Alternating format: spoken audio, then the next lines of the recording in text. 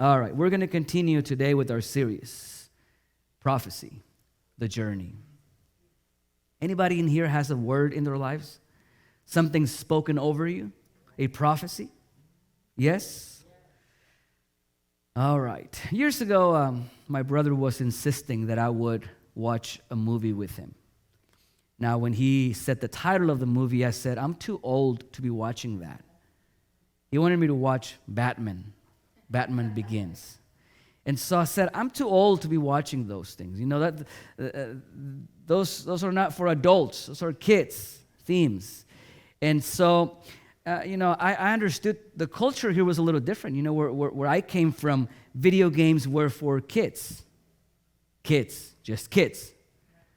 And in here, it looks like it's for adults. Adults get so hooked, so engaged on a video game. You know, I had in the company that I was working for a little while, there was two guys that came. They were, into technology and all this, and all of a sudden they talked about a weekend that they were going to have together. Sleepover. Adults having a sleepover in a room with a few computers and playing video games all night. I don't know how that sounds, but I know my wife will not let me go to one of those.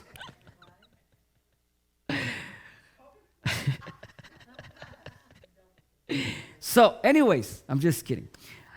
Where I'm from, video games is for kids. So that's in my mind, right? It's for kids.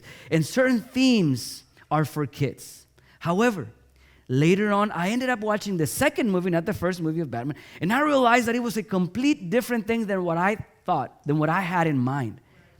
And no wonder, based on that movie, no wonder why superhero movies are so popular in our times or in this culture. I don't know which of the two has more influence. But superhero movies are very, very influential in our times. And the reason why superheroes are so popular is because we all have a natural desire to be meaningful, to be impactful.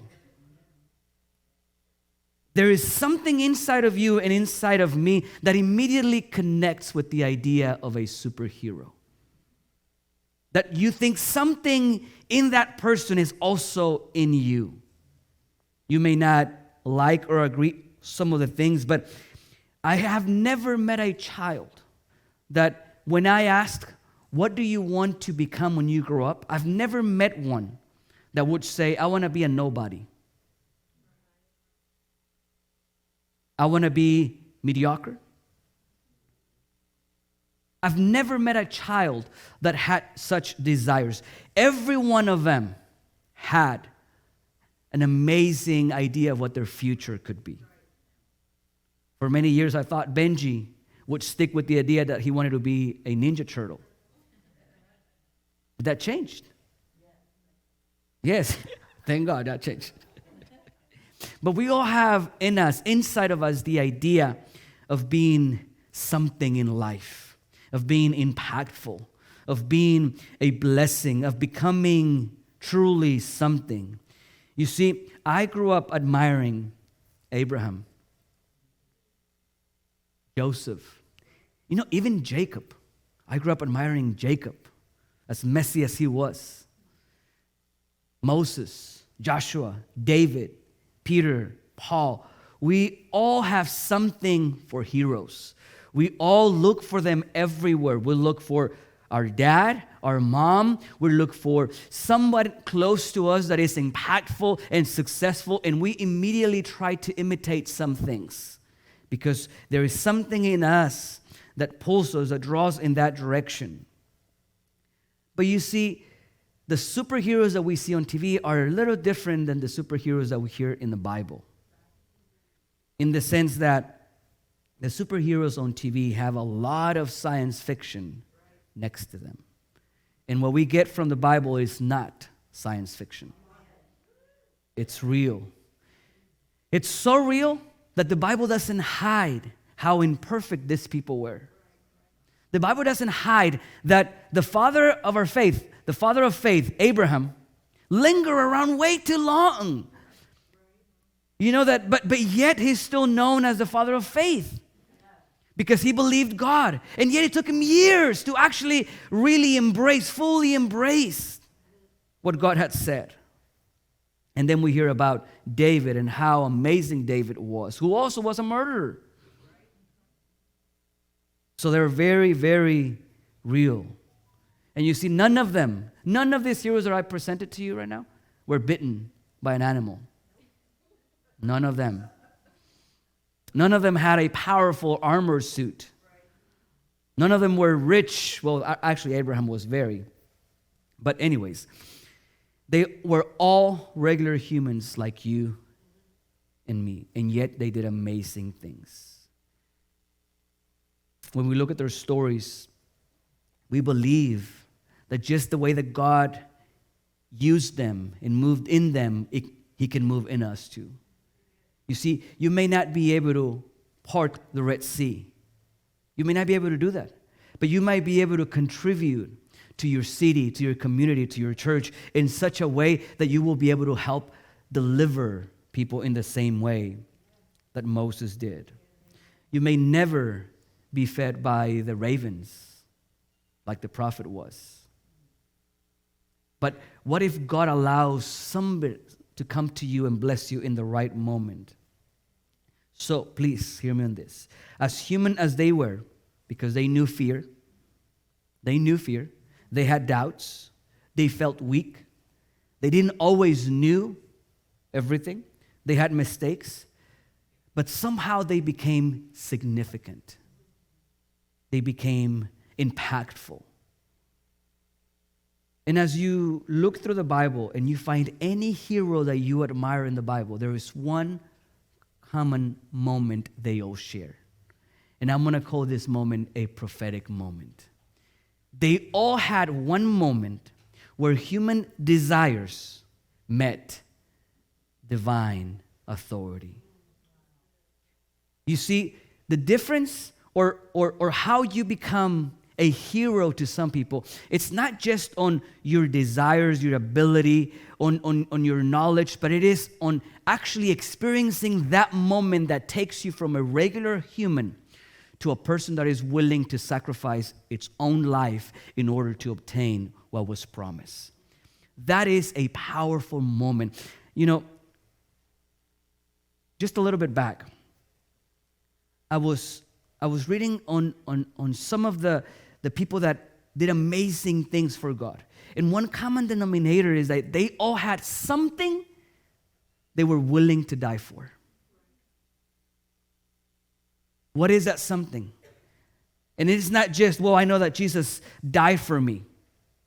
No, what is it that you have heard from God that has so impacted your life in such a way that you're willing to die for it, that you're willing to lose everything for it, that you're willing to give up everything for it, that it doesn't matter, that nothing is more important than what you believe God has spoken over your life? I believe all of these people had a prophetic moment that made that revelation for their, or that gave them that revelation. You got too quiet. You know that Christianity, at one point or another, would put us in a place where we will have to decide if it's our desires, what we want, or dying for Him. Some say, I don't know, some say that we will actually experience persecution like they did back in the day, where you will be threatened that you can die for your faith. I don't know if as a church we are ready for that. I don't know if you hold something in your heart with such passion that you are willing to give it all up because of that.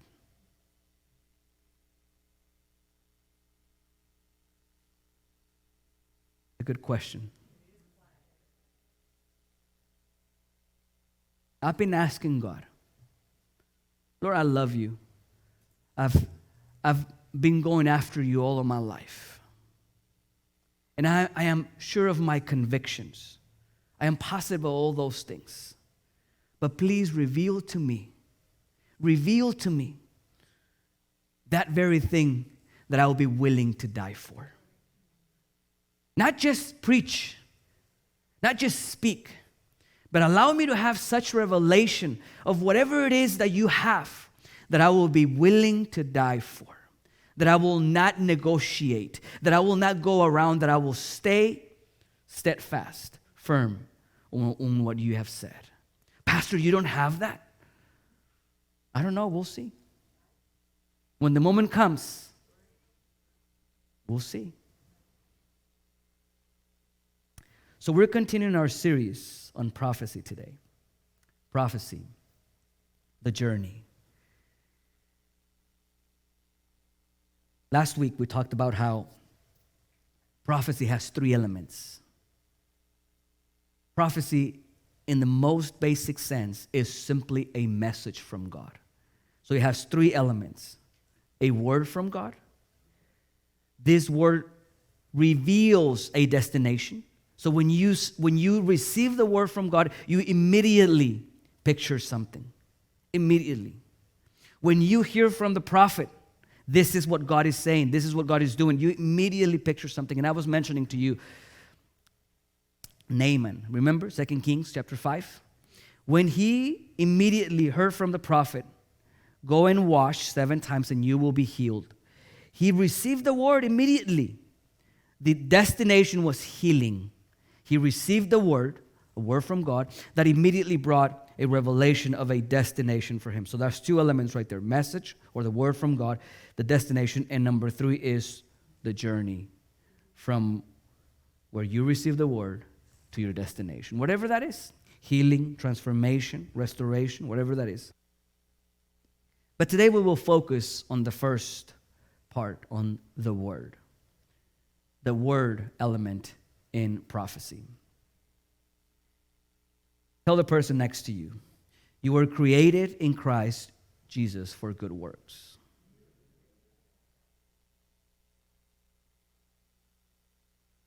In you is the ability, listen, in you is the ability to be significant.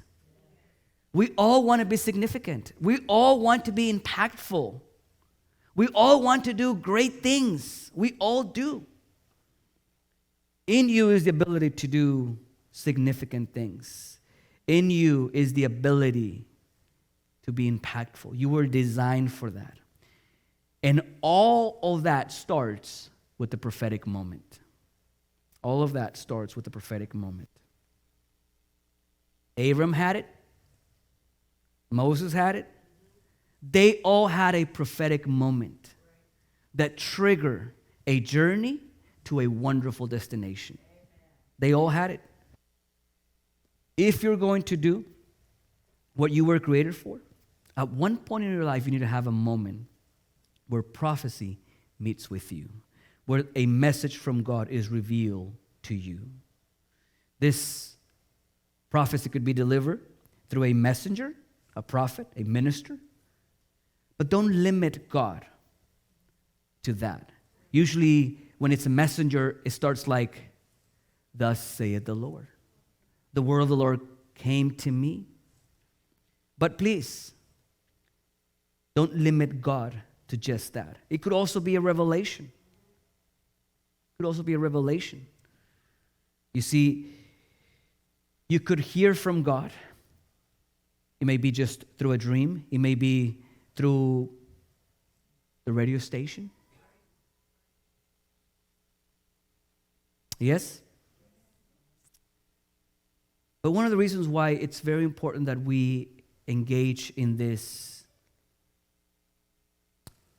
prophetic realm is because this word that we receive from God changes our lives for a couple of reasons. One of them, it satisfies, it speaks to us in the most basic ways to satisfy our needs. It deals with who we are, and it deals with why we are the way that we are. When you have this impactful moment with God, prophetic moment, what He's doing is dealing with who you are and why you are the way that you are. Yes? When God interacts with you, if it's through a burning bush or if it's through a dream, He's dealing with who you are, and He's dealing with why you are the way that you are. But not only that, it also gives you a sense of direction. When you realize who you are and why you are the way that you are, you're halfway there. And then He shares the direction. Abraham, leave this place into the direction that I will give you. Moses, this is what you must do, a direction. Paul, this is what your life is going to be about. You have a prophetic moment. You are confronted with your identity. You are told about your future. No doubt this will be a life-changing moment. Now, I don't know if I'm stressing enough the importance of having this moment with God, a prophetic moment with God that will set you in a direction that will forever change your life. It's a powerful thing. Yes? So, how do we know when it's God that is speaking to us? I told you that our wrong perception of the prophetic realm keeps us from experiencing the power of the prophetic. Meaning, what are some of the wrong perceptions that we have? Is that the prophetic, it's only for a few. Only a few people have access to the prophetic. When we think that, we're limiting God. We also think that the prophetic only comes after the phrase, "Thus saith the Lord." So we're missing opportunities where God is speaking to us and we have a prophetic word just because the person didn't say, "Thus saith the Lord." If I come to you because God places in my heart the following words, and I come to you and I say, God wants to bless you in a powerful way. But I didn't say, you know what? Last night I was speaking in tongues, and I was shaking, and I was rolling all over the floor, and then I got a download of a revelation from God. And then I got up, and I saw your name on it, and I realized it was not for me, it was for you. So this is what God is saying to you. If I don't say all of those things, and I simply say, the Lord wants to bless you in a powerful way, you will probably dismiss that, and you will treat that as how we normally say when we say, God bless you. We say it so much that it kind of has lost the power that it has. So a wrong perception of the prophetic may keep us from experiencing the real power that it's supposed to unlock in our lives. And I pray that throughout this series, the prophetic is unlocked in your life and the power that it comes with it that you may embrace. I want to share 3 stories with you in the Bible. And I pray that through this, you get a revelation that will unlock the power of prophecy over your life. Because if you're going to interact with the prophetic, with a message from God, there are some things that you need to be aware. Number 1 is found in 1 Samuel chapter 3, verse 8 through 10.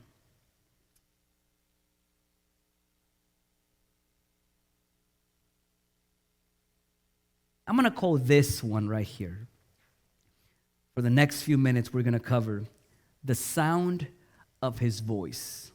If it's a message from God, if you're going to hear God speaking to you, because that's what a prophecy is, God speaking to you.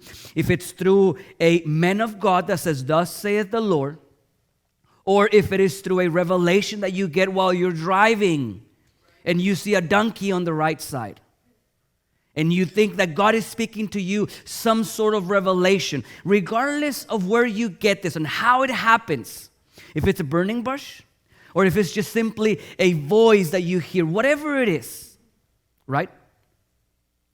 You need to be aware of the sound of His voice. Because it could be that the person that says, thus saith the Lord, speaks something to you that is not from God. Do you think that's ever happened?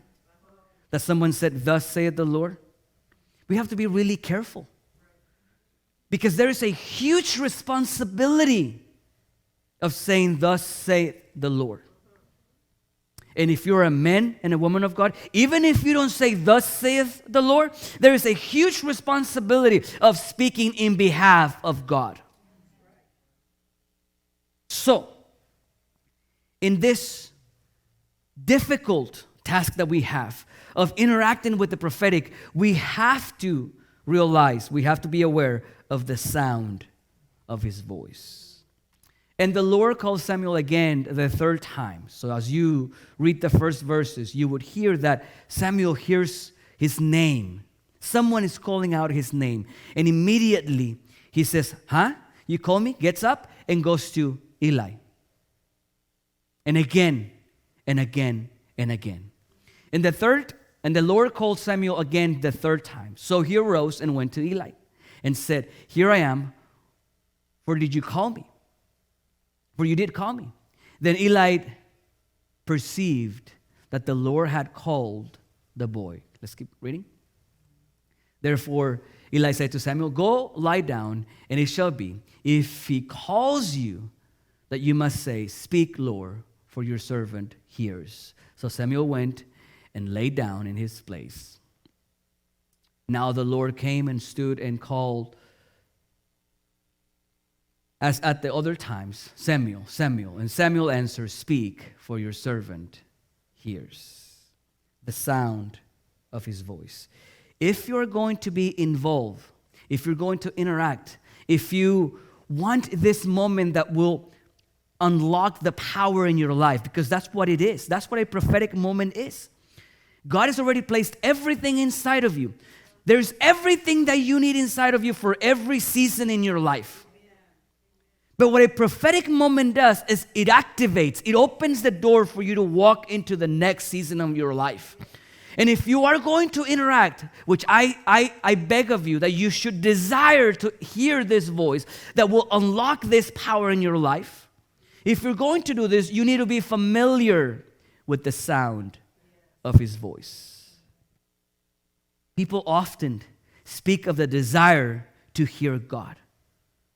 But one thing is to say, "I desire something," and another thing to actually show that you desire something. Because I can say, "I desire to get up every day at 5 a.m. in the morning to go to the gym." That's one thing to say, and a completely different thing to do. So you could say that you desire to hear from God, but somehow you're rarely at church. If someone really desires to hear from God, they will place themselves in a situation where it will be more likely to hear from God. You know where he lived? In the house of the Lord. You know what his life was about? God. Everything was about God. He lived there. He was serving. He was exposed. That's what we need. You need to be exposed to the sound of his voice so that you can be familiar with it and recognize it when you hear it. Otherwise, you could hear God speaking to your life and you will never recognize that it was him because you don't have enough exposure. And very easily you can be confused. The Lord is saying that you sow a seed of $1,000 to Pastor Richard. So he can buy a huge TV. While you watch TV on your 32-inch screen. You see, if someone comes to you and says that, you better be very familiar with the sound of his voice to recognize if that's truly God speaking to you or not. I'm not saying that God won't tell you, go and bless somebody. I'm not saying that. I'm just saying that you need to be in tune with God so that you recognize that it's God speaking to you. And when that happens, I'll be waiting here. Don't worry about me. The sound of his voice requires for you to be exposed. If you don't read his word, when someone comes and gives you a prophetic word for you, you have nothing to compare it with. If you're not familiar with how God interacts with his people, then whenever someone comes and speaks something to you about God, you will be more likely to believe it, even if it's false. You have to be familiar with him so that you can recognize the sound of his voice. Notice that in his case, it was by human effort that he got there. It was not even his decision. It was his mom to put him there. So he was there. We all need to hear the sound of his voice to be able to unlock the prophecy in our lives, to be able to unlock the things that he has placed in each one of us. And the reason why I say that is because by human effort, you can put yourself in the right place, in the right context, where you're more likely to hear from him. But at one point or another, you need to hear the sound of his voice so that your identity, so that your purpose can be confirmed. Can you imagine all of the doubts? I don't know how old he was. He was probably a teenager, maybe preteen, somewhere around that area. Or that age, I don't know. Can you imagine some of the thoughts that will come to his mind? Because he knew that he was not of the line of Eli. He knew that he was not the next one in line naturally. Do you think he would wonder if he had what it took to take that place? I know that my mom placed me here. I know that that's her desire. And now that I'm here, I like this and I think that I can do this, but is this really something that I was called to do? You see, we all face those things. That's why it's so important that we engage in the prophetic, that we hear his voice confirming who you are and why you are where you are. You need to be able to have the moment where a prophetic situation empowers you, confirms you, speaks of who you are, your identity, and why you are the way that you are. Being at church, it's a good place, but be aware of the sound of his voice so you can hear it, so that you can be confirmed. This is who you are. This is what I have for you. In this prophetic moment, you have to be aware of the sound of his voice. Now, moving on. Nehemiah 1, 1 through 4, and Nehemiah 2, 1 through 5. The first part is the sound of his voice. The second one is the logic of his voice. In the prophetic, you will find that it's not as wild and crazy as you think. But there's a lot of logic to it. I was having a conversation with my uncle, Pastor Lee, that you guys have seen, and we were talking precisely about this, the prophetic. And so a lady came to him, a lady that was sent by somebody else. A lady was on a mission. She was going to do something that a pastor had told her to do somewhere else. Apparently, it was something big, a big deal. So she was seeking confirmation. Somebody told her about my uncle, said, go see him. He will help you. And so when she gets there, she explains the situation to him. And based on what she explained, he says, you should not do that. Don't do that. It's not good for you. Don't proceed with what you're planning on doing. Because if you do, this will happen. And so she was like, but my pastor already said that I should do it. And then my uncle says, then why did you come to me? You shouldn't have come to me. If your pastor already gave you a word, you shouldn't come to me. But now that you're here, you shouldn't. Now I asked him, listen to the logic of his voice, the logic in prophecy. Listen to the logic in prophecy. I asked him, did God said something to you like, tell her this?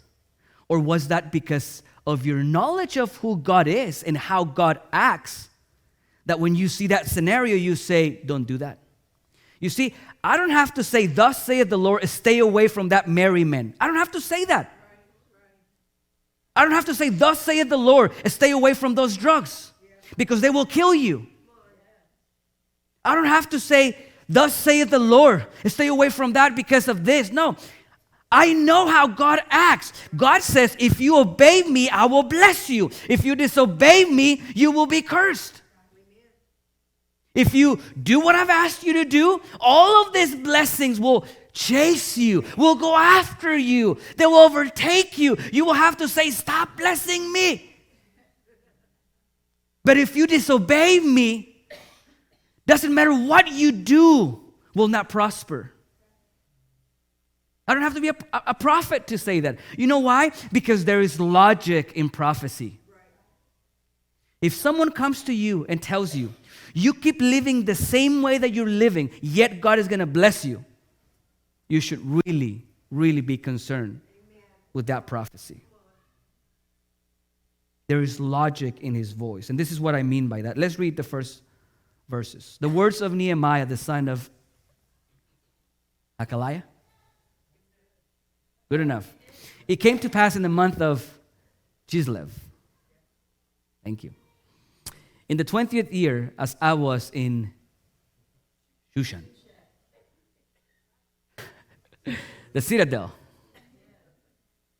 that Hanani, one of my brothers, came with men from Judah, and I asked them concerning the Jews who had escaped, who had survived the captivity, and concerning Jerusalem. And they said to me, the survivors who are left from the captivity in the province are there in great what? Distress and reproach. The wall of Jerusalem is also broken down, and its gates are burned with fire. Can you see that image? So it was when I heard these words that I sat down and wept and mourned for many days. So he hears these things. And what causes him? To cry, to mourn, to be sad. Now let's skip to chapter 2, verse 1 and 5. And it came to pass, now in a different month, okay, a couple of months, something like that after.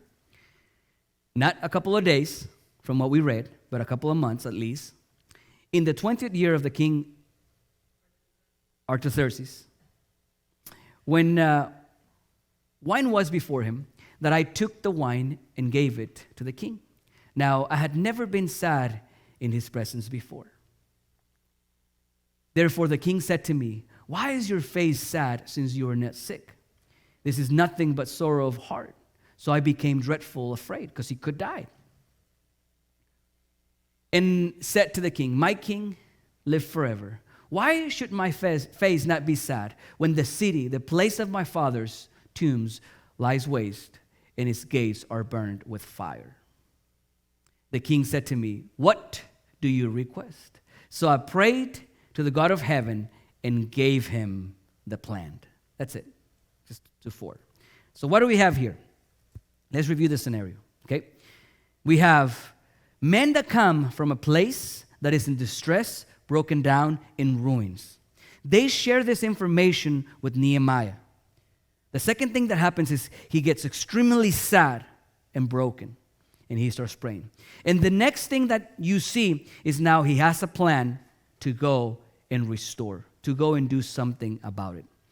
Now, in this story that you just read, you don't read anywhere of a prophet coming to Nehemiah and saying, thus saith the Lord. Someone will come. They will tell you this is happening, and you will go and serve that need. You didn't hear that. Nowhere in there, there's a prophet. Nowhere in there says actually how it took place. It doesn't say that he had a dream, that he needed to, like it happened with Joseph and Mary. He had a dream. Don't be afraid. What she's saying is true. This didn't happen. So somewhere down the line, Nehemiah probably said, after he heard and he was moved, somewhere down the line, he probably said, I could do something about it. I could make a difference.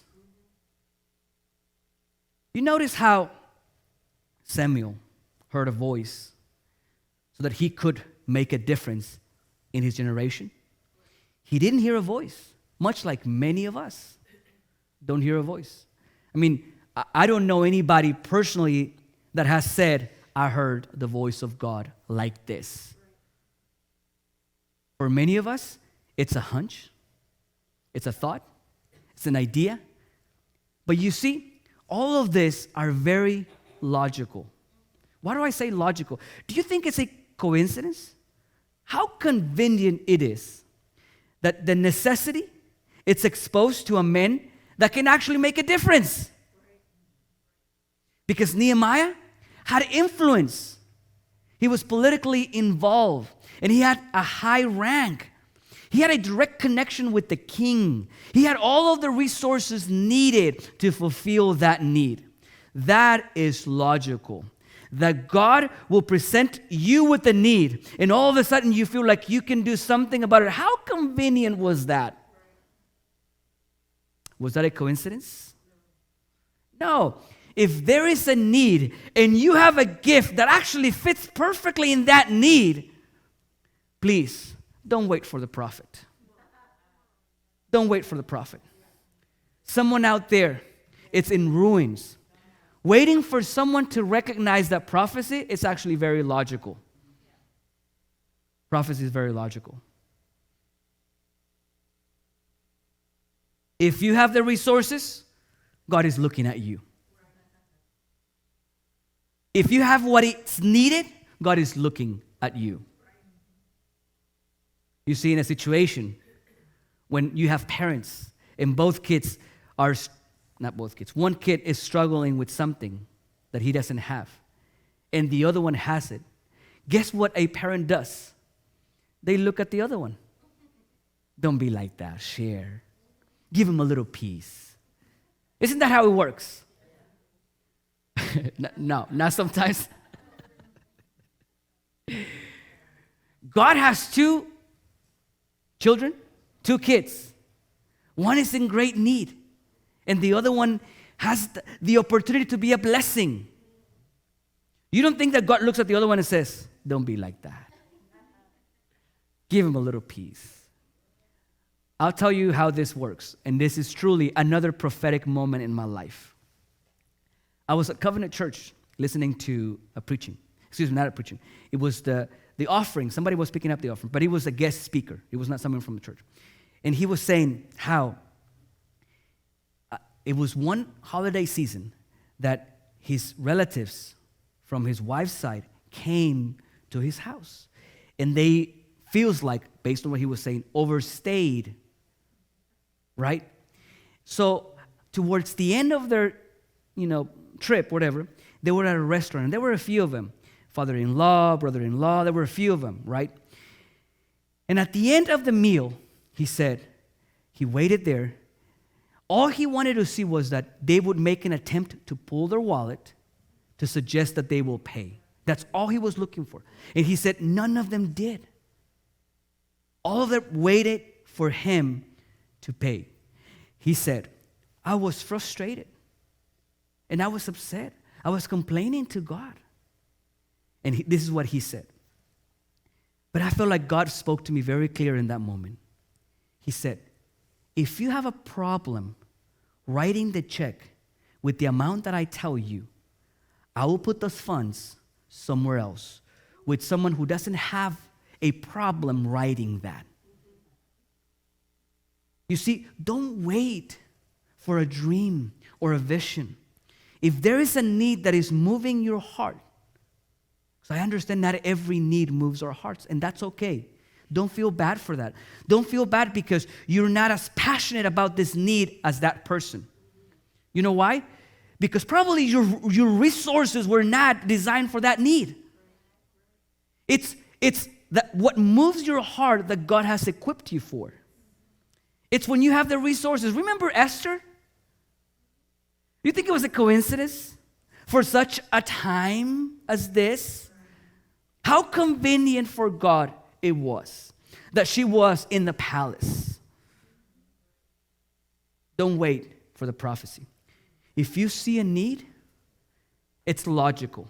If you see a need and you have the resources, just start moving, start going in that direction.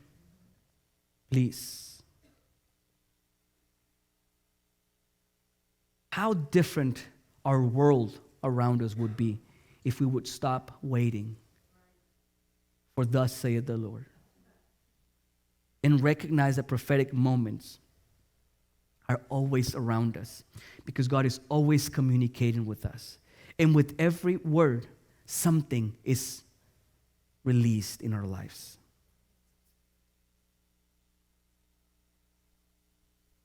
We all see great needs around us. And by some of those needs, we are moved. Just then look at resources around you. And if you can be a blessing, be a blessing. Everything about Nehemiah was for that moment. He was prepared for that moment. His office was for that moment. His influence was for that moment. And I particularly love Nehemiah because it opens a world of opportunities on where you can minister. He was not a preacher. He was not a pastor. He wasn't. He was a political figure. And that's where God needed him to be able to take care of that need. So, you don't have to aim at the pulpit. If that's where God is calling you, go with all your heart. But please, don't feel like if you don't have that you're not a servant of God. Everyone in this place has something to give. And his prophecy is very logical. Start looking at the resources that you have and put him at his disposal. Last one. We're going quickly. I just forgot to say that all of this was the introduction. Now this last one is the actual message. The last one is Genesis 37, verse 7 through 10.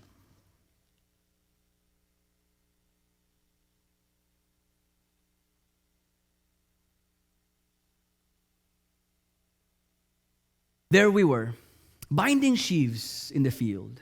Then behold, my shaft arose and also stood upright. And indeed, your sheaves stood all around and bowed down to my sheaf. Chef?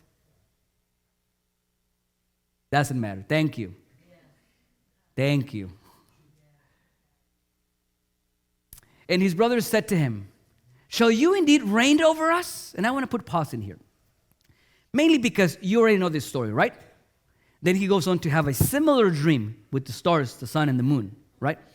But I want to pause here for a second because this is a young person that is having prophetic dreams. Anybody in here dreams? Anybody in here prophetic dreams or wild dreams? Wild dreams. All of the above. Crazy dreams, holy, sanctified dreams, and let's not say the other description dreams.